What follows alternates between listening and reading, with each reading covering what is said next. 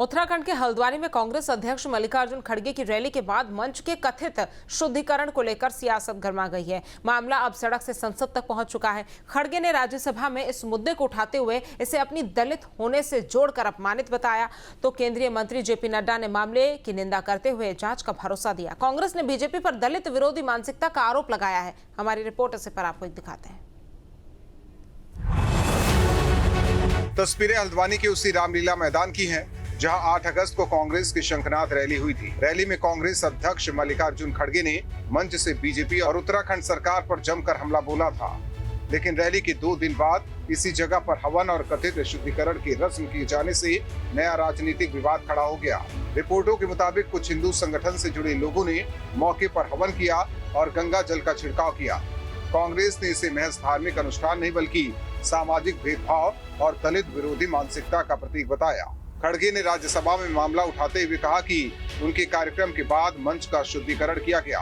उन्होंने इसे अपने अनुसूचित जाति समुदाय से होने के कारण अपमानजनक बताया।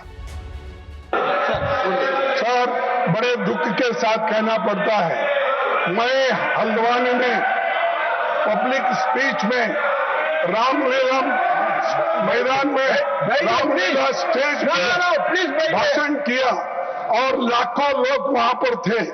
उस वक्त मैंने किसी समाज का, किसी धर्म का नाम नहीं लिया, सिर्फ मैं लोगों के समस्याओं को वहां पर बताया। लेकिन मेरे स्पीच होने के बाद कल वो लोग, बीजेपी के लोग सब मिलके हवन करके उस स्टेज का शुद्धिकरण करने का काम किए। ये you might have read in the newspaper. Is it the way in democracy? How you are protecting the constitution? That too, I am a leader of opposition. खड़गे के बयान के बाद संसद में विपक्ष ने जोरदार हंगामा किया। मामला इतना गरमाया कि केंद्रीय मंत्री और बीजेपी अध्यक्ष जेपी नड्डा को सदन में जवाब देना पड़ा। नड्डा ने कहा कि अगर ऐसा कृत्य हुआ है तो ये दुखद है।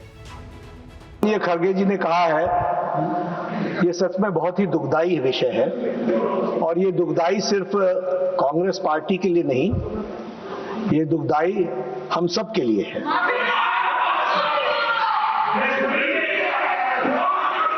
बीजेपी, क्योंकि खड़गे साहब ने कहा कि बीजेपी के लोग थे, मैं स्पष्ट करना चाहता हूं, यहाँ राष्ट्रीय अध्यक्ष जी भी बैठे हैं और मैं भी पूर्व राष्ट्रीय अध्यक्ष रहा हूं। BJP does not subscribe to such activities, never. लेकिन आपने कहा है, हम इसकी तहकीकात भी करेंगे। मैं चाहता हूं, इस तरह की एक्टिविटी को भारतीय जनता पार्टी कभी भी सब्सक्राइब नहीं करती है। मैं भर्त्सना करता हूं और मैं भर्त्सना भी करता हूं और राष्ट्रीय अध्यक्ष जी इसको गहराई से देखेंगे भी। लेकिन आपकी भावनाओं को जो ठेस पहुंची है वो सच में हम सबके लिए खेद का विषय है। उधर कांग्रेस ने इस मुद्दे को सामाजिक सम्मान और संविधान से जोड़ दिया है। कांग्रेस के वरिष्ठ नेता कुमारी शैलजा का कहना है कि किसी व्यक्ति के मंच पर जाने के बाद उसे शुद्ध करने जैसी सोच सामाजिक बराबरी के खिलाफ है।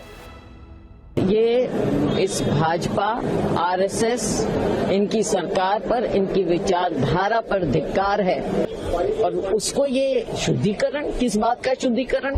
शुद्धिकरण तो उत्तराखंड का होना चाहिए कि ऐसी विचारधारा, ऐसी सोच, ऐसी नीच सोच जो इन लोगों की है, शुद्धिकरण उत्तराखंड का होना चाहिए कि ऐसे लोग वहां पर आज के दिन शासन कर रहे हैं। ये इनकी जो एकदम मतलब ये जो मानसिकता है उसका प्रदर्शन है कि बीजेपी की विचारधारा क्या है, आरएसएस की विचारधारा क्या है। इसका खंडन होना चाहिए, प्रधानमंत्री जी को इसका खंडन करना चाहिए और माफी मांगनी चाहिए।